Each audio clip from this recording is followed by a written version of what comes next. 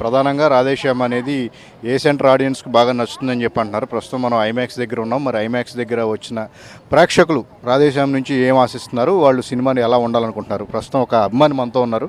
మీ పేరండి? నా పేరు కాశ్యప్ అండి. ఓకే, సినిమా ఏంటి, ఏం ఎక్స్పెక్ట్ చేస్తున్నారు?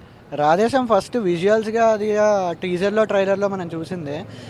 స్టోరీ లైన్ అనేది కొంచెం డిఫరెంట్గా ఉండడం ఎక్సైటింగ్ ఫీల్ అవుతున్నాను. బికాజ్ ఇప్పటిదాకా ఎప్పుడు రాని స్టోరీ లైన్ ఇది.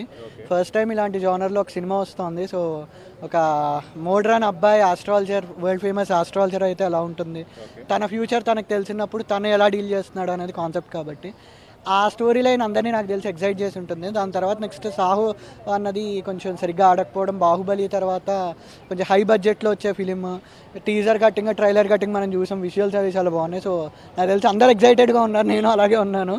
సో ప్రభాస్ యాక్షన్ హీరో కదండి, మరి ఆయన లవ్ స్టోరీ చేస్తుంటే మరి అదే ఫ్యాన్స్ ఎలా యాక్సెప్ట్ చేస్తారంటారు? అయ్యో, డార్లింగ్ కూడా ఖచ్చితంగా లవ్ ఫిలిమే. చాలా రోజుల నుంచి ఫ్యాన్స్ కూడా యాక్చువల్లీ ప్రభాస్ నుంచి ఒక మంచి లవర్ బాయ్ ఫీల్ ఎక్స్పెక్ట్ చేస్తున్నారు. మిర్చిలో కూడా ఆల్మోస్ట్ మనకు ఒక హాఫ్ అన్ అవర్ లవర్ బాయ్లా కనిపిస్తున్నారు. సో దానికి మంచి రెస్పాన్స్ వచ్చింది. యాక్షన్ హీరోలా కాకుండా చాలా సంవత్సరాల తర్వాత మంచి కమర్షియల్గా మంచి లవ్ స్టోరీతో రావడం చాలా హ్యాపీగా ఉంది. ఫస్ట్ ఆ కట్అవుట్కి అన్నీ సెట్ అవుతాయి.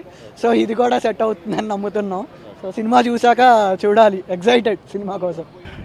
ఫ్యామిలీ ఆడియన్స్ ఎవరైతే ఉంటారో చాలా రోజులుగా తాము ప్రభాస్ను లవర్ బాయ్గా చూడాలి, క్లాస్ లుక్తో చూడాలి అని చెప్పేసి తాము ఆశిస్తున్నాం. అందుకే ఫ్యామిలీ అంతా తరలి వచ్చి రాధేశ్యామ్ సినిమాని చూడటానికి తాము ఎంతో ఇంట్రెస్ట్గా ఉన్నామని చెప్పేసి సినిమా ఫస్ట్ నుంచి ఎక్స్పెక్ట్ చేసినట్టుగానే మనం ఇందాక తెలుసుకున్నాము. అర్జున్ థియేటర్కి వెళ్ళినప్పుడు కూడా క్లాస్ ఆడియన్స్కి కంపల్సరీ ఈ సినిమా నచ్చుతుంది.